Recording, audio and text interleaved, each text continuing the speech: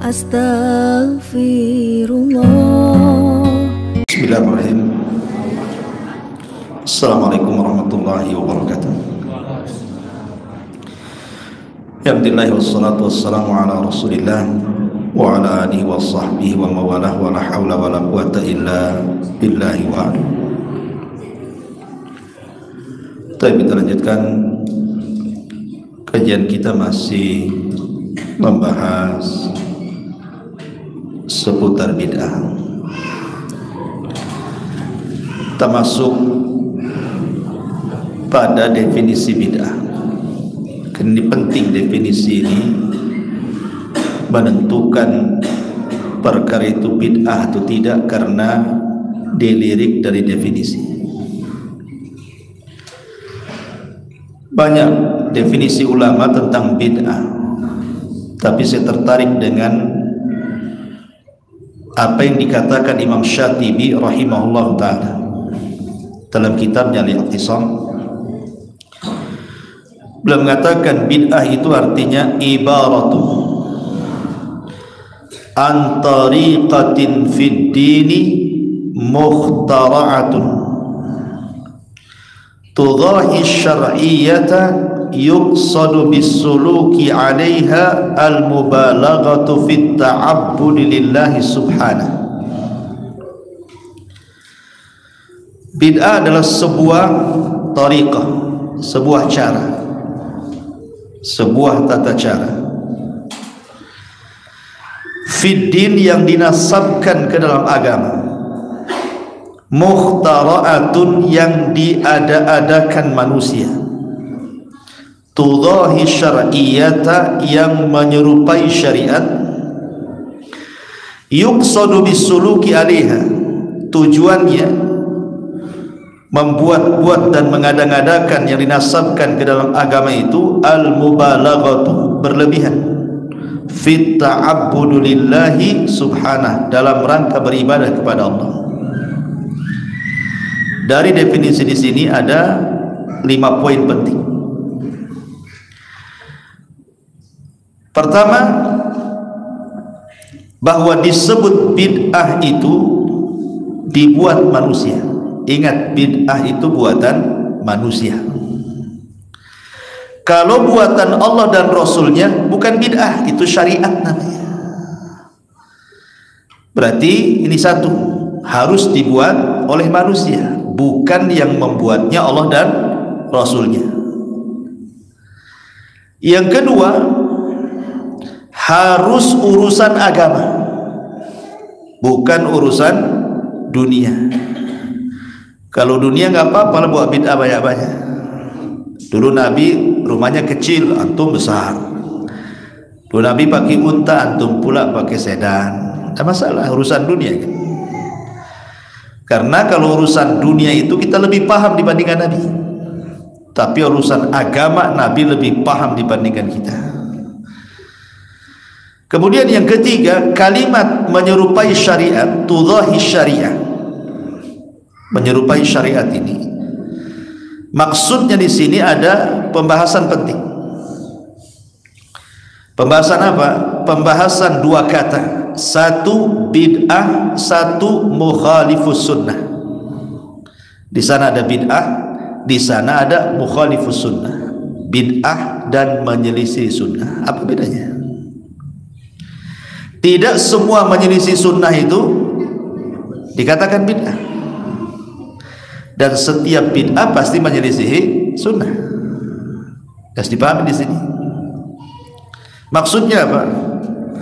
Syekh Shalih Al-Syekh hafizahullah taala ketika mensyarahkan kitab Arba'in Nawawi, dia mengatakan,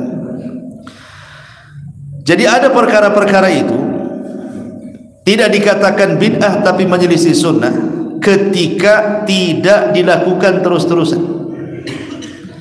Tapi sebuah perkara kalau menjadi sebuah rutinitas yang tadinya menyelisih sunnah jadi bid'ah, itu maksudnya. Contoh, bacaan sadaqallahul adzim selepas sholat, boleh tidak mengucap sadaqallahul adzim setelah sholat? Boleh.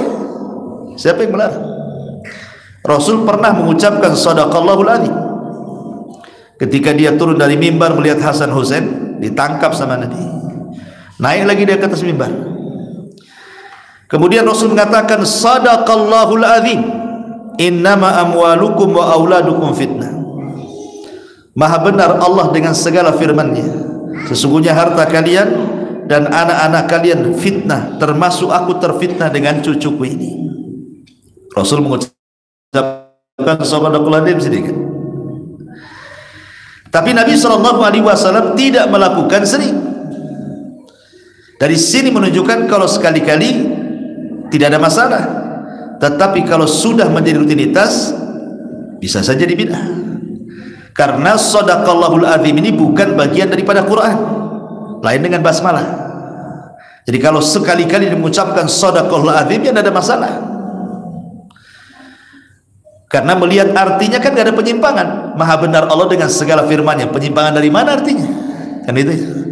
Tapi kalau jadi rutinitas, inilah yang disebut oleh Syekh Al-Utsaimin, bid'ah itu kalau hanya sekedar menyelisih sunnah belum sampai taraf bid'ah, tapi kalau dijadikan rutinitas menjadi bid'ah kalau tidak ada dalilnya, ya. Ma'asyiral muslimin yang dimuliakan Allah Azza wa Jalla, atau contoh yang lain, mengusap wajah ketika selesai doa. Kata Nabi SAW, berdoalah dengan cara menegadahkan tangan, jangan berdoa dengan cara membalik tangan. Baik doa baik atau doa buruk tetap begini. Karena saya lihat ada orang yang kalau doa balak begini, kalau doa baik begini kan.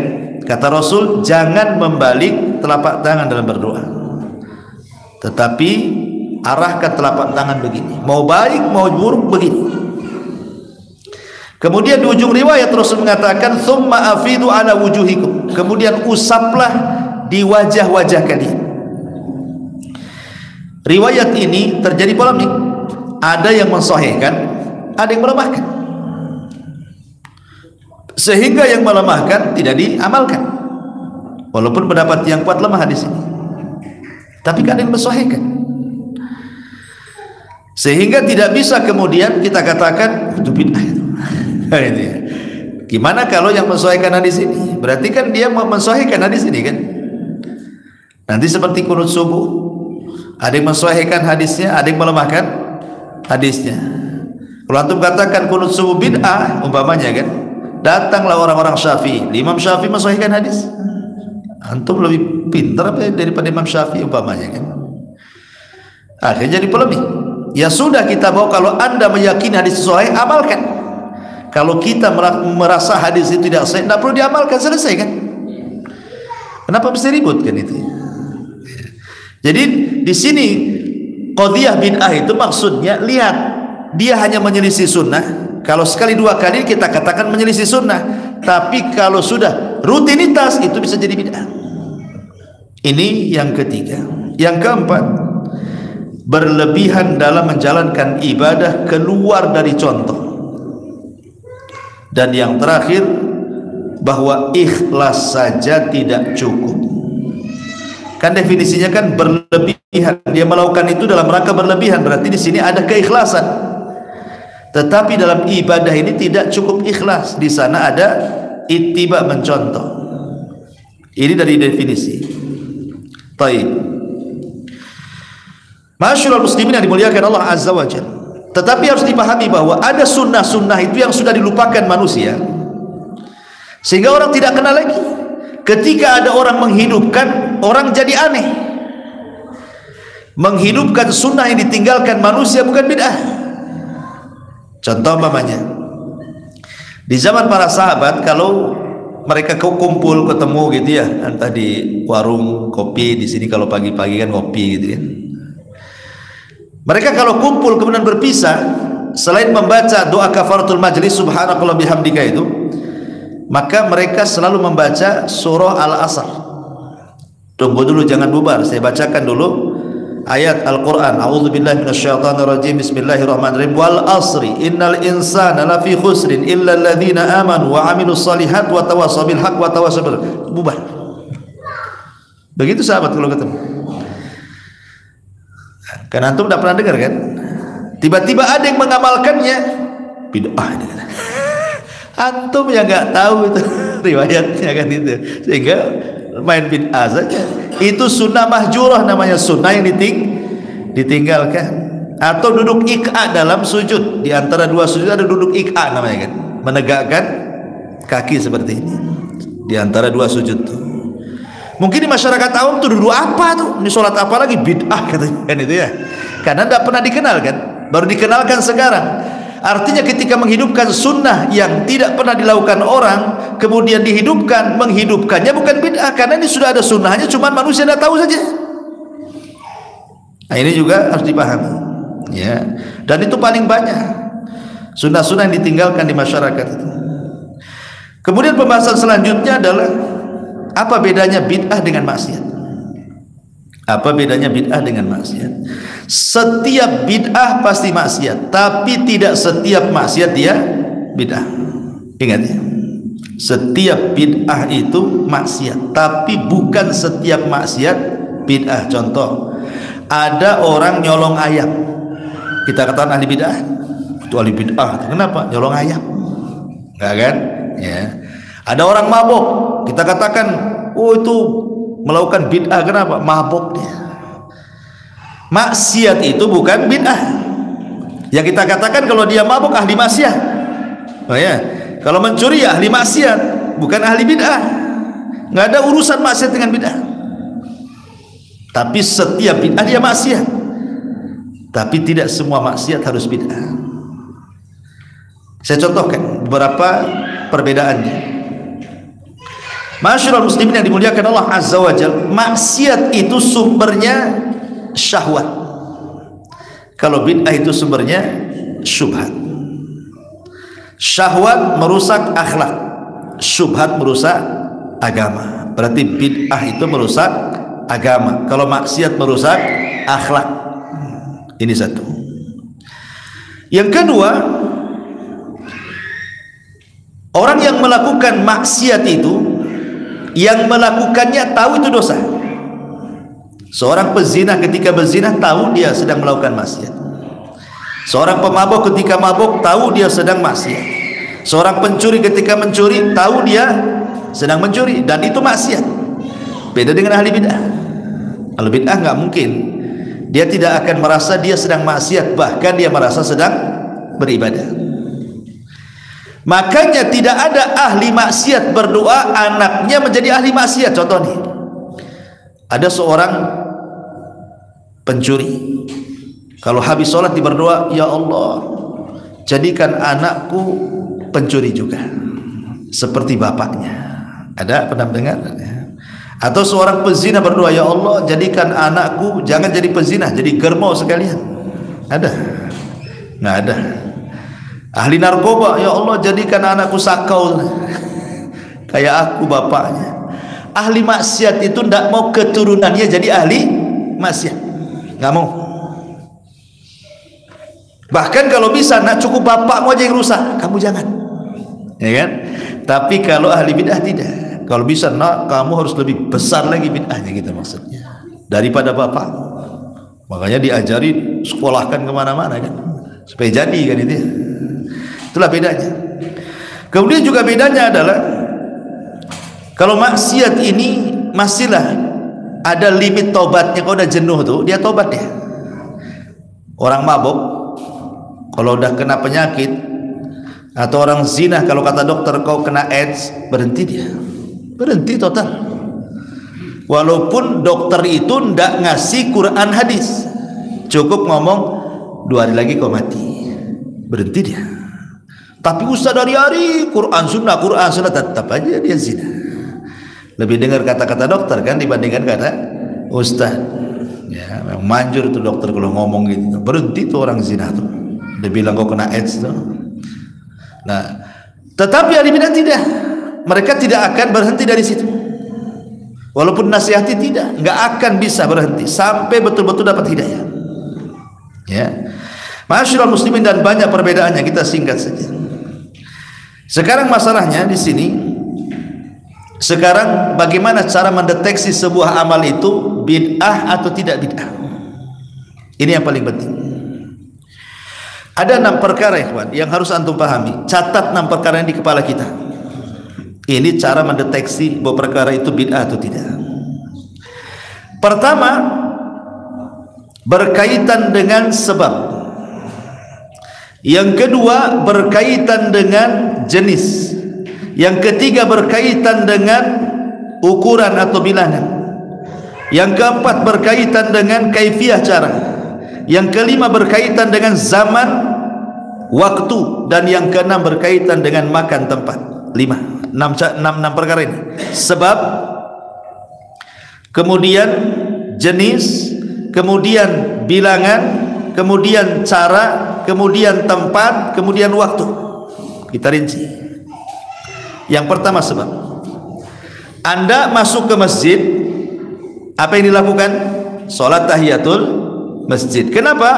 Karena sebab salat tahiyatul masjid itu karena ada sebab masuk masjid. Sekarang Anda pulang, kemudian sholat 2 rakaat di rumah. Sholat apa itu Pak? Tahiyatul bait. Sholat tahiyatul bait, sholat untuk menghormati rumah. Ada dalilnya enggak sholat menghormati rumah? Kan tidak ada kan? Yang ada sholat tahiyatul masjid. Berarti sholat tahiyatul masjid bukan bid'ah. Kenapa? Karena ada perintahnya setiap masuk masjid sholat 2 rakaat kan? Karena sebab masuk masjid. Tapi kalau masuk rumah, sebab masuk rumah kemudian sholat, ini nggak ada dalilnya. Setiap masuk rumah sholat 2 rakaat, setiap masuk rumah sholat 2 rakaat. Anda ini sedang sholat apa itu? Berarti bicara sebab. Yang kedua, selain daripada bicara sebab, bicara jenis korban. Al-Quran mengatakan korban itu bahimatul an'am. Apa bahimatul an'am itu? Kambing, sapi atau kerbau, kemudian unta. Ini ditentukan kurban oleh Al-Quran sendiri. Dan Nabi SAW juga mengatakan 3 binatang ini yang harus dikorbankan. Tiba-tiba Anda berkorban dengan jenis lain yang tidak ditentukan Quran Sunnah. Umpamanya korban dengan kuda. Saya ingin korban dengan kuda saja, atau dengan burung, unta. Kan ada untanya juga Ustaz, tapi kan burung. Kalau dia mendatangkan jenis yang tidak dijelaskan Nabi, berarti Anda sudah buat bid'ah dalam jenis. Bisa dipahami di sini? Ya. Karena jenisnya sudah ditentukan. Korban itu kambing, sapi, unta. Anda pula korban dengan ayam, korban dengan bebek. Nabi tidak pernah. Mau 100 ayam pun Nabi tidak pernah berkorban. Ini bicara soal jenis. Ya. Yang ketiga, bicara soal qadar, bilangan. Bilangan dalam wudhu itu sudah jelas. Salasan, paling banyak salasan 3 kali. Imam Bukhari membuat bab marrotan, bab marrotaini, bab salasan. Dalam Sahih Bukhari itu ketika bicara tentang bilangan wudhu, bab 1 basuhan, bab 2 basuhan, bab 3 basuhan. Artinya paling banyak ketika membasuh anggota badan ketika wudhu itu ada 3 kali. Yang wajib 1 kali, yang 2 sunnah. Ya. Kemudian kita tambah jadi 4 kali, jadi 5 kali. Ketika kumur-kumur kita tambah 10 kali. Kemudian ketika mencuci tangan kita tambah 20 kali. Kenapa? Biar bersih Ustaz katanya. Tidak bisa. Kenapa? Karena Rasul yang mengatakan faman zada faqad asa'a wa zalama. Siapa yang menambah basuhan dalam wudu, dia telah salah dan telah berlaku zalim. Berarti kalau menambah basuhan dalam wudu lebih daripada 3, Anda sudah berbuat bid'ah dalam wudu. Nabi loh mencukupkan 3, Anda pula lebih daripada 3. Nabi mana yang diikuti itu? Ya. Berarti bicara soal bilangan. Atau zikir dalam sholat. Habis sholat tuh, Anda habis sholat kan ada zikir tuh. Tasbih 33, tahmid 33, takbir 33. Berarti semuanya berapa? 99. Kata Rasul, genapkan dengan la ilaha illallah wahdahu la syarikalah menjadi 100. Tiba-tiba Anda buat tahmid 100, tahmid 100, takbir 100, tahlil 100 memangnya kan? Dari mana hitungan ini? Itu maksudnya. Kalau zikir secara umum boleh, maksudnya bukan zikir-zikir yang ditentukan bilangan. Seperti dari sini pulang ke rumah mau 1000 kali baca alhamdulillah pun ada masalah. Kenapa? Karena itu disebut zikir mutlak. Tapi ada perkara-perkara yang sudah ada hitungannya, jangan ditambah. Umpamanya sholat subuh, jelas hitungannya 2 rakaat. Saya sanggup 7 rakaat, saya tambahlah 7 rakaat subuh lah. Kenapa? Biar lebih banyak sujudnya, lebih banyak rukunya, lebih banyak pahalanya. Kata siapa? Ya, Rasul mengatakan 2 rakaat ya 2 rakaat lah. Kenapa dijadikan 10 rakaat kan? Berarti siapa yang sholat subuh 10 rakaat bid'ah. Kenapa? Karena Rasul sudah menentukan bilangan. Jangan dibuat bilangan baru. Ini yang ketiga. Yang keempat, kaifiyah cara. Sholat tadi kan takbiratul ihram dulu kan, Allahu Akbar, iftitah, Fatihah, surat, ruku, i'tidal, sujud, terakhir tasahud. Antum tidak mau dari awal, antum mulai dari tasahud, dibalik sholatnya, salam dulu terus tasahud, kemudian berdiri, kemudian terakhirnya takbiratul ihram, kemudian salam, dibalik. Ya, itu sholat apa itu? Rasul bukan sholatnya kayak gitu. Rasul ya sholat jelas dari awal, jelas kan tuntutannya kan, takbiratul ihram dulu, ini bacaannya, kemudian surat, kemudian fatihah, kemudian surat, kemudian ruku dan begitu seterusnya. Jangan dibalik. Atau wudu juga begitu, wudu tangan dulu, kemudian kumur-kumur, kemudian wajah. Enggak, saya mulai dari kaki. Berarti Anda buat bid'ah dalam wudu, karena caranya tidak seperti cara Nabi. Nah, ini bicara kaifiyah cara. Kemudian yang nomor 5, bicara soal zaman. Zaman itu artinya waktu. Kurban itu ada waktunya nyembelih itu. Apa kata Rasulullah? Barang siapa yang menyembelih kurban sebelum sholat, itu bukan korban, itu sedekah. Siapa yang menyembelih kurban setelah sholat, itulah yang disebut korban. Artinya kalau kita menyembelih kurban sebelum sholat, berarti Anda sudah buat bid'ah dalam kurban. Kenapa? Karena kurban itu dilakukan setelah sholat. Jangan diganti tukar ininya, waktunya. Nah, jadi atau banyak soal waktu ini banyak gitu, dioper sholat maghrib di sholat subuh, subuh di sholat asar, dioper-oper tuh waktunya. Anda sedang buat bid'ah dalam waktu ini. Ya. Ini yang kelima. Yang keenam, tempat. Contoh tempat, ada ibadah yang ditentukan tempatnya, kayak haji kan ditentukan tempatnya tuh. Haji itu ditentukan tempatnya. Di mana? Di Mekah. Kadang sudah selamatan di kampung, tahu-tahu ada masalah dengan visanya, malu kalau bilang gagal. Akhirnya ketika jemaah haji berangkat ke Mekah, dia juga berangkat ke Jakarta, nginep di hotel berbulan-bulan. Orang tawaf di Mekah, dia pula tawaf di Monas. Orang sa'i antara Safa Marwah, dia pula Jabotabek. Kemudian terakhir ke Tanah Abang, belilah jubah macam-macam, pulang haji Tanah Abang. Sah hajinya? Tidak ada buat haji, bid'ah haji namanya. Haji yang ke Mekah, masa haji ke Jakarta. Ya. Itikaf jelas di masjid, wa antum akifuna fil masajid. Itikaf di masjid kalau Ramadan.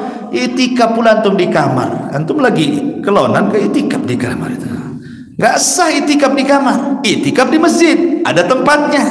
Berarti kalau antum itikaf di kamar di rumah, berarti bid'ah dalam itikaf namanya. Ya, jadi mendeteksi bid'ah itu karena 6 perkara ini. Lihat, ibadah itu ada sebab yang dicontohkan atau tidak? Satu. Yang kedua, ibadah itu ada jenis yang dicontohkan atau tidak? Yang ketiga, ibadah itu ada bilangan yang dicontohkan atau tidak? Yang keempat, ibadah itu ditentukan tempatnya, kemudian waktunya, kemudian caranya. Kalau memang ada semua contohnya, itu ibadah namanya. Kalau tidak ada contohnya, itulah bid'ah. Itu selesai. Ini mudahnya seperti itu. Baik. Apakah setiap pelaku bid'ah itu di neraka? Di neraka ini. Kenapa? Buat bid'ah. Sampai ada orang tuanya dibilang di neraka itu. Kenapa? Orang tua sih buat bid'ah katanya. Hati-hati, jangan memain-mainkan kalimat neraka. Pada setiap pelaku bid'ah kita katakan di neraka, di neraka. Emang antum yang punya neraka? Ulama terdiri dari 3 pendapat. Apakah setiap pelaku bid'ah itu di neraka? Pendapat pertama, ini pendapat yang paling ekstrim. setiap pelaku bid'ah pasti di neraka, wajib masuk neraka, kekal lagi di neraka. Ekstrim nih pendapat pertama nih. Ini pendapatnya kelompok sesat, namanya Khawarij dan Mu'tazilah. Khawarij mengatakan para pelaku dosa besar termasuk bid'ah masuk neraka dan gak akan keluar dari neraka. Itu Khawarij, bahaya ya kan. Setiap bid'ah pasti masuk neraka. Makanya kalau kita sedikit-sedikit di neraka itu Khawarij lah itu. Yang kedua, lihat bid'ahnya. Kalau bid'ahnya soal akidah, neraka. Kalau bid'ahnya soal ibadah, tidak neraka. Ini pendapat ahli filsafat, pendapat ahli kalam. Ini juga pendapat tidak benar. Tapi pendapat ahli sunnah wal jamaah, lihat bid'ah itu ada dua. Ada yang sampai taraf kufur, bisa kufur orang, seperti bid'ah Jahmiyah tadi, mengingkari sifat nama Allah gitu ya, atau bid'ahnya orang-orang Syiah dengan mengkafirkan para sahabat dan begitu seterusnya. Kalau sampai taraf kufur, ya di neraka, namanya kekufuran di neraka lah kan itu. Tapi kan tidak semua bid'ah itu sampai taraf kufur, ada yang di bawah itu fasik saja. Ya fasik pun bertingkat-tingkat gitu ya. Maka kalau bid'ahnya taraf sampai fasik, tidak sampai kufur, itu dibawa kehendak Allah. Kalau Allah mau, Allah ampuni, Allah masukkan ke sorga. Kalau Allah mau bersihkan neraka, Allah masukkan ke sorga. Berarti tidak semua bid'ah itu di neraka. Ada yang diampuni kalau tarafnya masih fasik, tidak sampai kafir gitu maksudnya. Nah, ini juga harus paham bahwa tidak semua bid'ah itu di neraka. Lihat bid'ahnya sampai kafir atau tidak. Kalau kafir jelas di neraka. Kalau tidak kafir hanya fasik saja, ya kembali kepada tahta masyiatillah, kembali kepada kehendak Allah subhanahu wa ta'ala. Lalu kapan bid'ah itu kalau dilakukan dikatakan kafir pelakunya? Bagaimana caranya kita tahu bahwa bid'ah itu sampai ke tahap kafir sehingga kita katakan di neraka gitu ya? Ada 3 perkara. Orang itu kalau melakukan bid'ah sampai taraf kafir. 1, ya, dia melakukan bid'ah di mana bid'ahnya itu betul-betul dilakukan atau diyakini akan sesuatu yang sudah jelas-jelas dalam agama, dia ingkari. Contoh wajibnya sholat 5 waktu. Ini kan sholat 5 waktu kan sudah jelas itu, ngapain ditanya lagi? Dia ingkari pula. Puasa Ramadan sudah jelas, puasa Ramadan dia ingkari pula. Kemudian haji sudah jelas, dia ingkari juga. Mengingkari sesuatu yang sudah jelas kafir. Ya. Mengingkari sesuatu yang sudah jelas kafir dia. Mengingkari sholat, mengingkari puasa, mengingkari haji, mengingkari zakat, kafir. Makanya di zaman Abu Bakar ada orang yang mengingkari zakat, diperangi sama Abu Bakar karena mereka dianggap murtad. Ini satu. Yang kedua, menghalalkan yang haram dan menghalalkan yang haram, ataupun sebaliknya, mengharamkan yang halal, mengharamkan yang halal atau menghalalkan yang haram. Contoh mamanya kan, bisa contohkan, kamu mau mabuk nggak? Kasihlah bir. Kemudian dia jawab, enggak, saya enggak mabuk. Tapi kalau engkau mau mabuk silahkan, boleh-boleh saja. Nah, ini hati-hati bahasa seperti ini. Kalimat boleh-boleh saja ini soalnya menghalalkan yang haram. Jangan diucap kalimat itu. Mabuk gak kamu? Nih saya punya kasbat, punya apa nih? Ambil minum. Oh enggak, saya enggak minum. Tapi kalau kau mau minum silahkan saja, boleh. Nah, berarti dia membolehkan yang diharamkan. Walaupun dia tidak minum, tapi kalau dia menghalalkan yang diharamkan Allah, kafir dia. Ya. Walaupun orang satunya minum, tapi tetap dia katakan ini haram, cuman enak aja, nggak kafir, karena tidak sampai mengingkari keharamannya. Maka menghalalkan, meyakini mengharamkan yang dihalalkan Allah atau sebaliknya, ini hati-hati, bisa kafir. Atau yang ketiga, sesuatu yang dibersihkan dari Allah, sesuatu yang dibersihkan dari Allah, dari nama dan sifatnya, kemudian kita kotori, seperti menyerupakan Allah dengan makhluk, ya kan? Ataupun akidahnya orang-orang Jahmiyah mengingkari nama dan sifat bagi Allah, ini kafir. Makanya tidak ada satupun ulama yang mengatakan Jahmiyah itu bagian dari Islam. Imam Ibnul Qayyim sampai menulis kitab Nuniyah, 500 lebih para ulama di zamannya mengkafirkan Jahmiyah karena mengingkari nama dan sifat bagi Allah. Ini 3 perkara inilah kalau bid'ah sudah ada 3 perkara berarti tarafnya kufur. Tapi kalau tidak seperti itu, tidak kufur, hanya fasik saja. Ya. Baik. Kemudian sekarang masalahnya yang jadi polemik di masyarakat itu, kan ada hadis Nabi yang mengatakan, dan sering kadang-kadang ustaz-ustaz terlontarkan kalimat fa inna kulla bid'atin dhalalah, setiap bid'ah itu sesat. Pertanyaannya, apa memang setiap bid'ah itu sesat? Ataukah di sana ada bid'ah hasanah? Ma'asyiral muslimin yang dimuliakan Allah Azza wa Jalla, para ulama ada yang mengambil nas daripada hadis setiap bid'ah sesat. Ya sesat. Itu ada satu ulama mengatakan seperti itu. Di antaranya siapa? Di antaranya Imam Al-Khattabi, Imam Ibnul Arabi, Imam Ahmad Ibn Hanbal, Imam Ibn Taimiyah, Imam Ibn Katsir. Mereka mengatakan, dan juga Imam Ibn Rajab dan yang lainnya mengatakan bid'ah itu cuma satu kata, sesat. Ini satu pendapat. Pendapat yang kedua, oh tidak, bid'ah itu bukan dolalah. Tidak semua bid'ah itu dolalah, sesat. Tapi bid'ah itu terbagi 2. Ada namanya bid'ah hasanah, ada namanya bid'ah dhalalah. Ada bid'ah sesat, ada bid'ah terpuji, bid'ah tercela, ada bid'ah yang baik.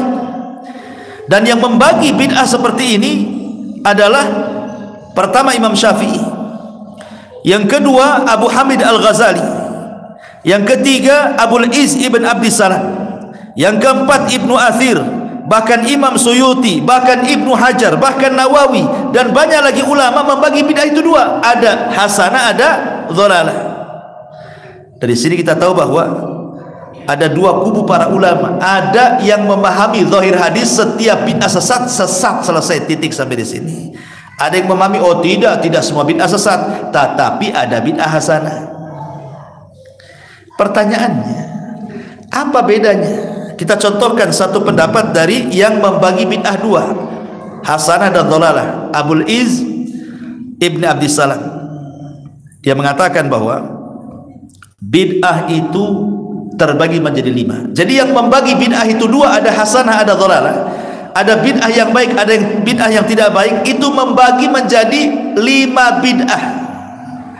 Pertama bid'ah wajib, yang kedua bid'ah sunnah, yang ketiga bid'ah mubah, yang keempat bid'ah makruh, yang kelima bid'ah haram. Jadi bid'ah itu ada yang wajib buat bid'ah katanya. Bid'ah juga ada yang sunnah, harus buat bid'ah sunnah itu berpahala. Tapi di sana ada bid'ah haram, ada bid'ah makruh, ada bid'ah mubah. Saya contohkan. Yang membagi bid'ah kepada 5 ini, salah satunya Al-Iz bin Abdissalam itu mencontohkan 1 bid'ah wajib. Contoh bid'ah wajib itu mempelajari nahwu, kata dia, mempelajari bahasa Arab, ataupun mempelajari jarh wa ta'dil dalam ilmu hadis supaya bisa mensahihkan dan melemahkan hadis, mendeteksi hadis ini sahih atau tidak. Ataupun pamannya, contohnya adalah sesuatu yang menyempurnakan hal-hal yang wajib, ya. Tetapi bagi pendapat yang menolak bid'ah itu cuma 1 sesat, mereka mengistilahkan bukan bid'ah wajib tetapi masalihul mursalah namanya. Kaidah fikih mengatakan ma la yatimul wajib illa bihi fa huwa wajib. Tidaklah sempurna sebuah kewajiban kecuali dengan sarana, maka sarana itu jadi wajib. Karena kita tidak mungkin paham Quran kecuali dengan bahasa Arab, maka mempelajari bahasa itu wajib, bukan bid'ah wajib, gitu maksudnya. Bagi pendapat yang kedua yang mengatakan bid'ah itu cuma sesat, tapi yang pendapat pertama bid'ah itu terbagi 2, berarti inilah bid'ah wajib. Sama-sama menganjurkan belajar bahasa Arab, tapi yang satu mengatakan bid'ah sunnah, bid'ah wajib, yang satu mengatakan itu bukan bid'ah, ya memang dianjurkan, itu bagian dari masalihul mursalah. Ini satu. Yang kedua sunnah, mereka mengatakan bid'ah sunnah. Kemudian dicontohkan seperti membangun madrasah, pesantren, itu bid'ah sunnah.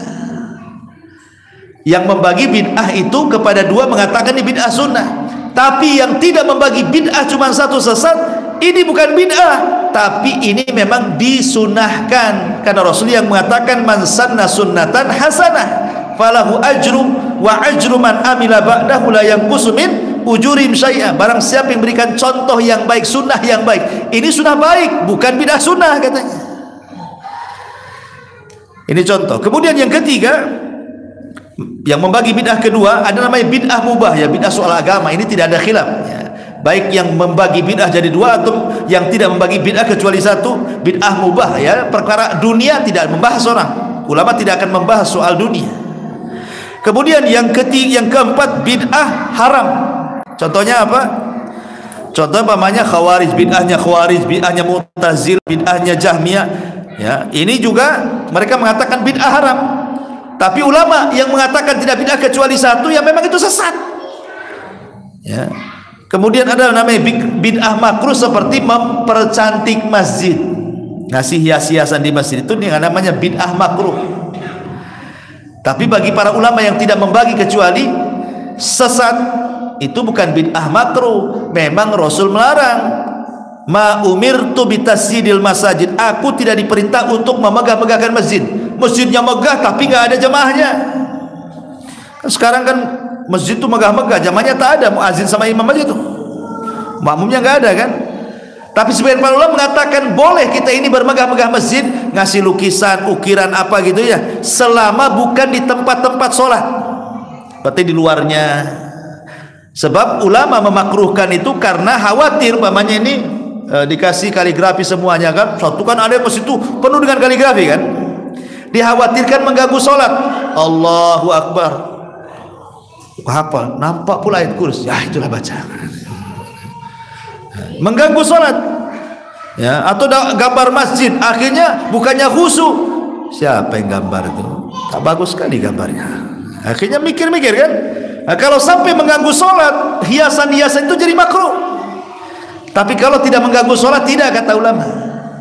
Tapi yang jelas di sini bahwa dari yang mengatakan bid'ah itu dua, hasanah dan dhalalah, atau kelompok yang mengatakan tidak bid'ah kecuali dhalalah, sebenarnya kalau kita teliti dari contoh-contoh mereka itu, di sini hanya perselisihan lafaz saja sebenarnya, bukan perselisihan istilah.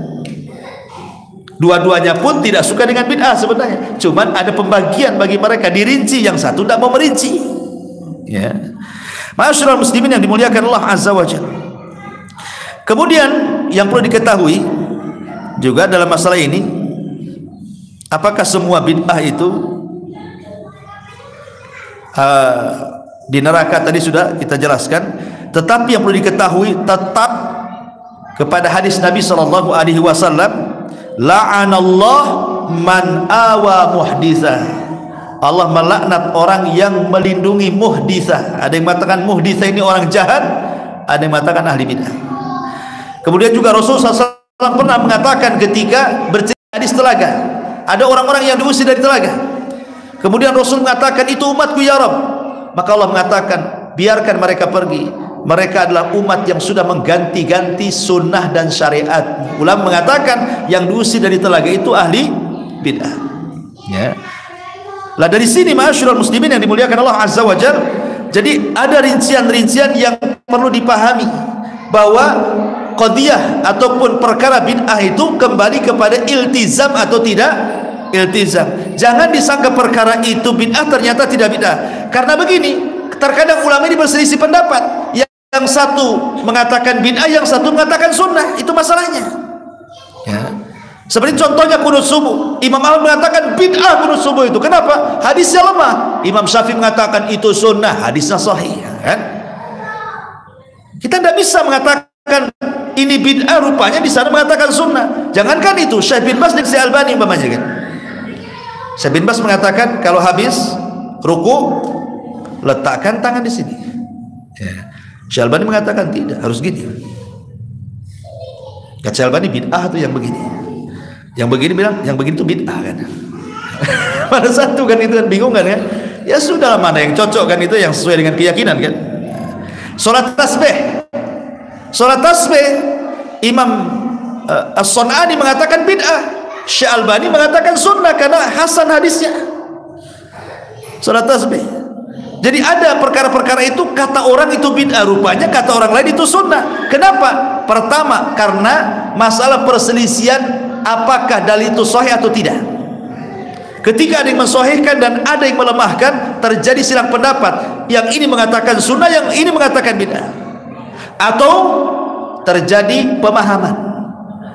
Hadisnya sahih, tapi pemahaman yang berbeda. Contoh nih, pemahaman yang berbeda. Nabi SAW suatu ketika ke kuburan, kemudian mendengar ada 2 kuburan sedang diadzab. Maka Rasul mengambil pelepah kurma yang masih basah, kemudian dipangkas jadi 2, kemudian diletakkan satu di kuburannya ini, yang satu di kuburannya ini. Kemudian Rasul mengatakan, mudah-mudahan dengan 2 pelepah kurma yang saya tancapkan ini, selama dia belum kering, bisa meringankan azab. Hadisnya sahih, tetapi pemahamannya berbeda. Ada yang mengatakan ini khusus Nabi, berarti kalau khusus Nabi kita tidak bisa melakukannya. Kalau melakukannya Anda buat bid'ah, berarti ini khusus Nabi. Kenapa khusus Nabi? Karena Nabi tahu yang dikubur itu sedang diazab. Lah kita kan tidak tahu yang dikubur sedang diazab. Kalau Anda tiba-tiba menancapkan pelepah di atas kuburannya, berarti kita suudon sama orang yang di kuburan, seolah-olah yang di kuburan sedang diazab. Gak boleh untuk suudon sama yang di kuburan. Emang tahu yang di kuburan diazab? Kok main letak-letak saja? Berarti di sini menunjukkan khususnya Nabi. Tapi yang lain mengatakan enak aja kau katakan bid'ah. Nggak bisa. Bukankah sunnah itu setiap yang diajarkan Nabi, ucapannya, perbuatannya, penetapannya, kan sunnah itu apa yang dilakukan Nabi kita ikut, ya ini sunnah lah. Akhirnya yang satu mengatakan sunnah, yang satu mengatakan bid'ah, kan begitu ya. Nah, harus didudukan di sini. Kalau tidak, keras akhirnya. Nah, jadi dan ya kuncinya harus belajar. Kalau nggak belajar ya nggak bisa kan itu.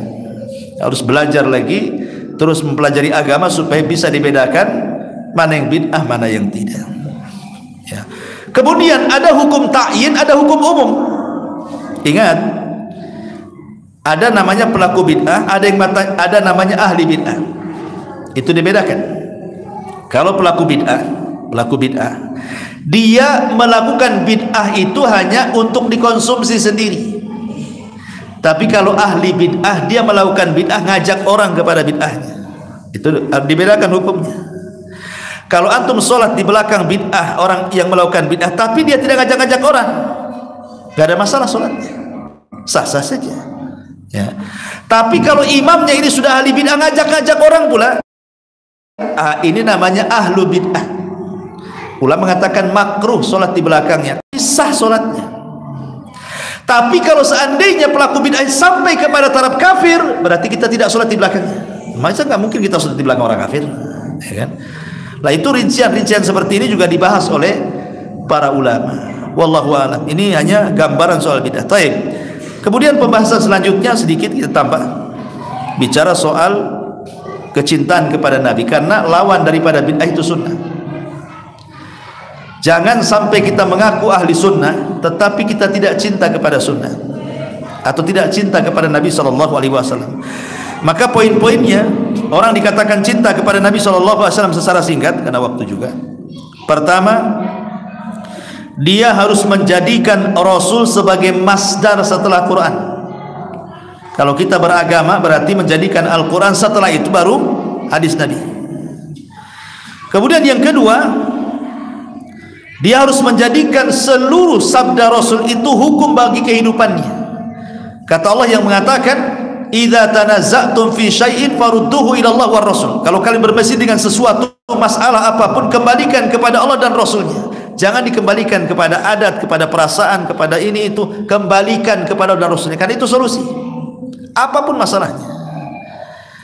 Kemudian yang ketiga, jangan sampai kita ini mendahului perkataan Allah dan Rasulnya dengan mendahulukan akal kita dan mengatakan, ini hadis ini nggak benar, nggak masuk di akal nih. Contoh apa banyak kan? Hadis tentang lalat. Rasul mengatakan apabila kita sedang mau minum kopi nih, ini kopi umpamanya ya, mau minum nih, lalat cemplung pula ke kopi, lalat tuh. Apa kata Rasul? Benamkan sekali ke kopi lalatnya. Ya, karena biasanya lalat itu dia kalau jatuh ke minuman dia akan miring. Sayap kanannya ke atas, sayap kirinya ke bawah. Dia tidak mungkin sayap-sayapnya dua-duanya nyemplung di air itu. Perhatikan kalau lalat. Antum ahli lalatnya. Pokoknya kalau lalat itu pasti dia miring ke atas sama ke bawah itu. Yang satunya nyentuh air, yang satunya ke atas. Yang nyentuh itu dia sedang menyebarkan penyakit. Yang nyentuh itu sedang menyebarkan penyakit. Adapun sayap yang satunya itu penawarnya, makanya dia ke atas kan begini sayap itu. Makanya supaya sayap penawarnya itu menawarkan kopi yang sudah dibumbui racun, dibenamkan kata Rasulullah, benamkan lalat itu. Kemudian ambil, boleh kau minum lagi kopi itu karena sudah tawar. Ada orang yang mengatakan ini hadis nggak benar, ini lalat loh nggak ada hidup di bunga, yang hidup di bunga itu tawon, madu gitu. Lalat itu rata-rata tong sampah, ya kan? Ada sampah, ada lalat di situ. Nggak ada sampah, ada tawon, nggak ada. Tawon itu di bunga-bunga. Mana binatang hidup di sampah kok bisa ada penawarnya, racun semualah. Akhirnya ditolak hadis ini gara-gara otaknya nggak masuk, ya. Tapi setelah datang penelitian, dokter-dokter kan meneliti tentang masalah hadis lalat ini, rupanya baru tersingkap bahwa memang di satu sayap lalat itu ada penyakit, di sayap satu ada penawarnya. Dari sini kata ulama kesehatan bahwa terkadang penyakit itu obatnya tidak jauh-jauh dari situ katanya. Contoh durian, habis makan durian ambil cangkangnya, kasih airnya, diminum, di situ pula penawarnya, nggak jauh-jauh kan. Bukan antum makan durian kemudian untuk minumnya batok kelapa kan, itu jauh kali, manjat kali, jauh-jauh kan. Ya di situ juga, di durian juga itu obatnya di situ, ya, kan nggak jauh-jauh dari situ. Ataupun orang kena patuk ular, obatnya bisa ular juga. Orang kena corona, vaksinnya dari corona juga kan itu. Ya dari situ-situ memang, ya kan. Jadi bukan berarti ketika setiap nas itu nggak masuk di akal kita bantah, nggak gitu. Kadang ada perkara-perkara itu yang kita tahu hikmahnya atau yang tidak tahu hikmahnya. Selama hadis ini sahih, maka kita katakan sami'na wa ata'na. Tidak perlu ditentang akal kita. Akal kita terbatas. Kita tidak tahu satu jengkal di atas tanah aja kita tidak tahu ada cacing atau enggaknya. Kok mau membantah wahyu pula dengan logika dia yang terbatas itu? Maka jangan mendahulukan sesuatu dengan akal kita, sebab tidak semua agama itu bisa diakal-akali. Contoh pamannya, Anda wudu tiba-tiba kentut, yang salah siapa? Yang salah itu pantatnya. Kenapa yang dibasuh kemudian mulutnya? Kan Anda bukan tidak sedang sendawa dari bawah, ya kan? Harusnya kan kalau logika harusnya ya pantatnya itu yang dibasuh, tapi yang buat salah nggak dibasuh, yang tak kentut pula dibasuh semua, tangan dibasuh, muka dibasuh, semua dibasuh kan gitu ya. Yang salah siapa, yang dibasuh yang mana? Itu menunjukkan bahwa agama ini bukan akal-akalan. Agama itu perintah. Umpamanya kita ada sunnah namanya masul khufain. Kata Rasulullah, boleh kita ini kalau sakit, Anda lagi sakit nih, sekarang musim angin, musim dingin, sering demam ya kan. Akhirnya kenalah sakit demam di rumah seminggu, pakai kaos kaki. Sebelum pakai kaos kaki kita berwudu. Kemudian sebelum sebelum kering kita niatkan pakai kaos kaki tebal, kemudian kita hendak mengusap sehingga ketika berwudu tidak perlu dicopot kaos kakinya. Namanya masul hufain namanya. Rasul itu menyuruh mengusap atasnya bukan bawahnya. Padahal logika kaki itu yang kotor bawahnya. Tapi Rasul mengatakan apa? Usap atasnya katanya. Sebagai ganti pencuci kaki. Logika menolaklah. Yang kotor bawahnya kok yang diusap atasnya. Ya, memang begitu syariat. Kalau semua diakal-akali banyak hadis yang ditolak nantinya. Maka dari sini menunjukkan jangan pernah mendahulukan akal daripada nas Al-Quran dan sunnah Nabi. Pokoknya masuk di akal tidak, sami'na wa ata'na. Kalau sudah Nabi yang ngomong, selesai.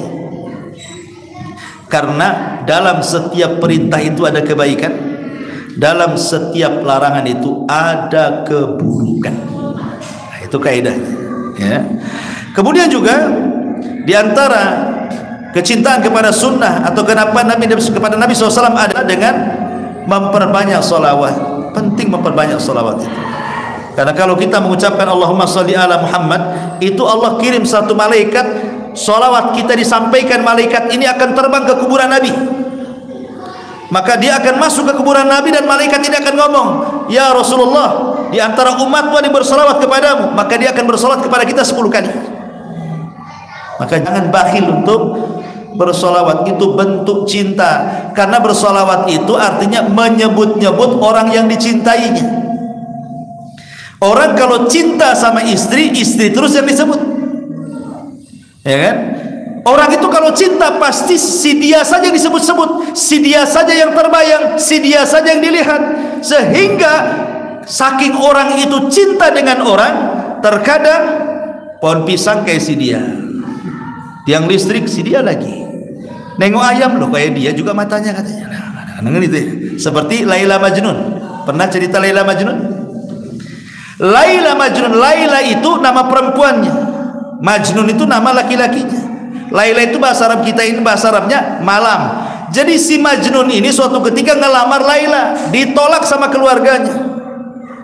Akhirnya dia kecewa, lari dia ke hutan sembunyi, menenangkan diri. Apabila datang malam senang dia, kenapa? Laila datang. Apabila datang siang tidak suka dia, karena bahasa Arabnya siang bukan Laila, nahar. Kalau malam Lail katanya. Kalau datang malam, oh senang, datang Lail katanya. Maksudnya Laila. Kalau siang nggak suka dia, karena bahasa Arabnya siang bukan Lail tetapi nahar. Saking cintanya, sampai malam siang aja dibedakan sama dia, karena ditolak cintanya. Jadi dia lapar, ambil panah, ambil busur, dicarinya kijang. Nampaklah kijang, langsung melesat tanah, kena kakinya, jatuh pula kijang itu. Diambil pisau, hampir disembelih, ditatap mata kijang. Kok matanya macam Laila? Dilepas kijangnya. Disitulah disebut Majnun, gila. Laila Majnun, Majnun itu gila artinya. Cinta itu membuat gila, gitu maksudnya. Kalau seandainya ini cinta kepada istri atau yang lain kan sedemikian rupa, maka cinta kepada Rasul harus lebih, dengan cara terus menyebut-nyebut namanya kan begitu. Itulah bentuk cinta itu, maksudnya menyebut-nyebut namanya dengan bersolawat kepada Nabi SAW. Sama dengan antum kalau lagi safar punya anak kecil cinta, kalau nelpon istri mesti tanya anaknya kan, anak si anu mana, si anu mau ngomong, mesti itu ditanya anaknya, karena cinta dengan anaknya. Itu yang disebut tuh. Pada anaknya banyak loh, anaknya 10 loh, tapi yang satu sudah kuliah, yang satu sudah sekolah, yang kecil ini yang 3 tahun yang lucu asik itu aja ditanyakan ya, karena dia cinta dengan dia kan. Terkadang seperti itu ya. Jadi cinta itu dengan cara menyebut-nyebut, dan itu bentuk cinta kepada Nabi SAW. Ataupun dengan 4 kata. Pertama, tasdikuhu fima akhbar wa ta'atuhu fima amar. Pertama, membenarkan yang dihabarkan Nabi. Yang kedua, melaksanakan yang diperintahkan Nabi. Kemudian yang ketiga, menjauhi apa yang dilarang Nabi. Dan yang keempat, jangan beribadah kecuali atas syariat Nabi. Pertama, membenarkan yang dihabarkan Nabi. Nabi ini terkadang menghabarkan sesuatu dan masuk di akal. Contoh, nanti di akhir zaman akan ada dajjal, akan ada ini, akan ada macam-macam kan. Itu kan luar nalar kita kan. Benarkan karena Nabi yang ngomong ya. Kemudian menjalankan perintah. Sudahlah, perintah ini mau baik mau buruk, mau dipandang apa saja, kalau sudah datang dari Nabi laksanakan, pasti ada kebaikannya. Tidak mungkin tidak ada kebaikannya kalau itu perintah. Kalau itu bentuk larangan, tinggalkan, karena pasti ada kejelekannya. Dan jangan beribadah kecuali atas syariat Nabi SAW.